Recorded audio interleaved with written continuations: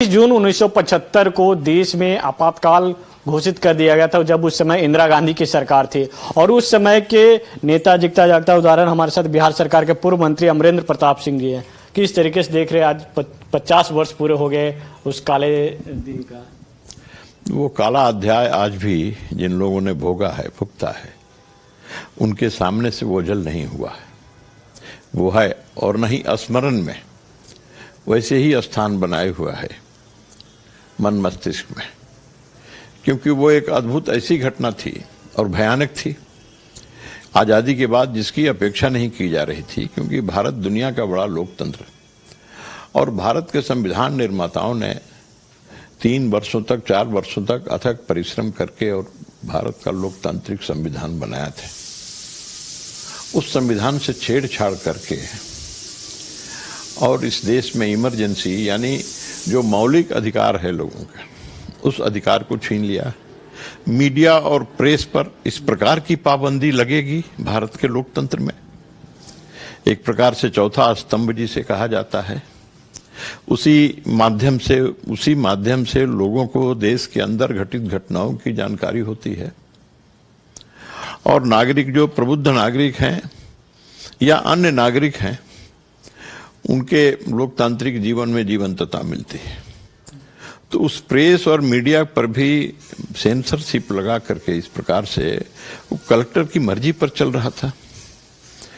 समाचार जो आपको देना है, आप कलेक्टर को दिखाइए, उस जिले में प्रेस है, जिस जिले में अखबार छपता है, और कलेक्टर यदि उसको स्वीकृत करेंगे, उसको स्वीकार करेंगे, ओके करेंगे, तो फिर आखिर नौबत क्यों ऐसा आया था कि उस समय इमरजेंसी लगाया था? देखिए, नौबत उसके कारण है। हम लोग तो साधारण तौर पर और सरसरी तौर पर यही जानते हैं और लोग भी जानता है कि 12 जून 1975 को इलाहाबाद के हाई कोर्ट में जगमोहन लाल सिन्हा ने जो फैसला दिया, वो फैसला इंदिरा गांधी के लोकसभा में जो चुनाव हुआ था 1971 में, उसे चुनौती दी गई थी। राजनारायण जी उनके खिलाफ थे और उन्होंने चुनौती दिया था कि इन्होंने सरकारी साधनों का बेजा इस्तेमाल किया, एयरफोर्स के विमान पर, और वहां अपने क्षेत्र में गई, उसका इस्तेमाल किया, सरकारी साधन संसाधनों का और अधिकारियों का बेजा इस्तेमाल किया, खुलेआम मतदाताओं को लुभाने के लिए पैसे दिए गए और शराब बंटवाया। एक उस जमाने में एक स्वामी जी थे, उनको 50,000, उसमें 50,000 रुपया ज्यादा होता था, 50,000 रुपया दे करके उनको उम्मीदवार बनाया, किसी प्रकार से वो जीत जाए।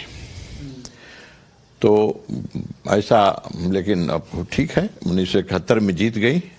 1971 में एक आंधी थी, और आंधी थी कि पाकिस्तान टूट गया था, एक नया देश बांग्लादेश जन्म लिया था, और भारत की सेना पाकिस्तान में जाकर के और मुजीबुर रहमान की सरकार को स्थापना कराना और वहाँ पाकिस्तान के टैंक और गोलों का सामना करना, 1 लाख जनरल नियाजी पाकिस्तान के, उसके नेतृत्व में जो सैनिक थे उनको गिरफ्तार करके भारत ले आना, ये सब जंबाज सैनिकों ने, बहादुर सैनिकों ने किया। इसका श्रेय स्वाभाविक रूप से इंदिरा गांधी को मिला। तो उस समय का आप तो वो दुर्गा हो गई थी और उन्होंने कहा था कि हम गरीबी हटाना चाहते हैं और विपक्ष हमारे खिलाफ जो लगा है ये हमको हटाना चाहता है, इंदिरा हटाना चाहता है। अब आपको जो पसंद है, यदि आप गरीबी हटाना चाहते हैं तो हमें वोट दें, और इंदिरा हटाना चाहते हैं तो उनको वोट दें। जनता ने उसको कबूल किया। नारा भी अच्छा था, आकर्षक था। उन्होंने कहा रोजगार देंगे, गरीबी दूर करेंगे, गरीबी दूर करने के नाम पर चुनाव लड़ा गया। उनकी हालत खराब हो गई थी, लोग सड़कों पर आने लगे थे, प्रदर्शन देश में होने लगे थे। केवल विपक्षी पार्टियां ही नाराज नहीं थी, देश की आम जनता नाराज हो गई थी।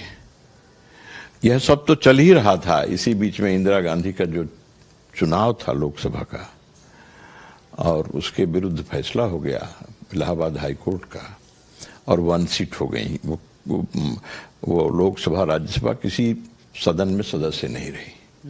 तो उनके नेतृत्व में जो सरकार चल रही है, सरकार अवैध हो गई।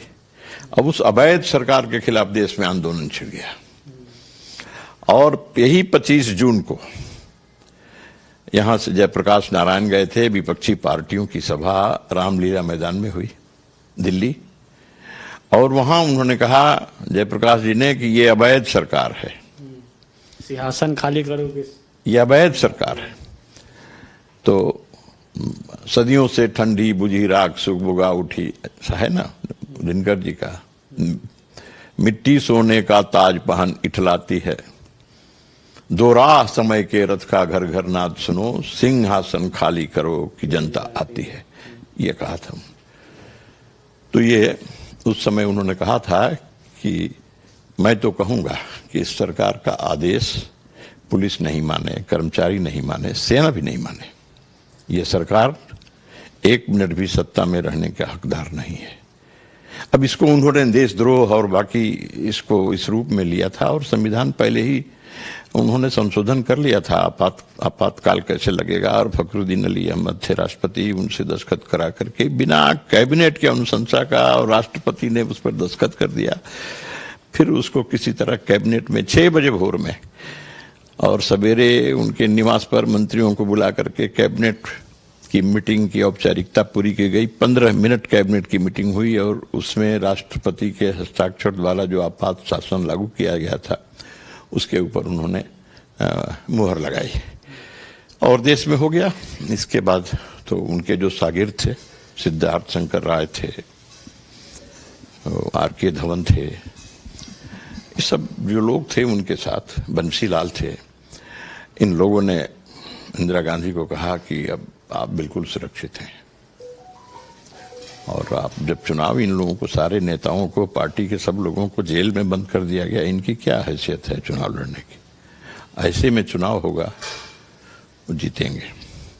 ये थे बिहार सरकार के पूर्व मंत्री अमरेंद्र प्रताप सिंह, साफ तौर पे कह रहे थे कि उस समय का जो समय था उस समय को याद कर रूह कांप जाता, किस तरीके से सत्ता का दुरुपयोग किया गया था। उस समय इंदिरा गांधी ने सत्ता का दुरुपयोग की थी।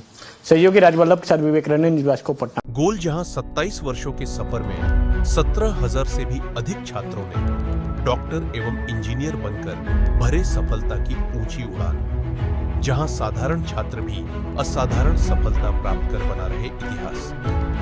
दूरदर्शी शिक्षाविद श्री विपिन सिंह के मार्गदर्शन में मेडिकल एवं इंजीनियरिंग के लाखों छात्रों के लिए आशा की किरण के रूप में गोल्ड रिजल्ट फैक्ट्री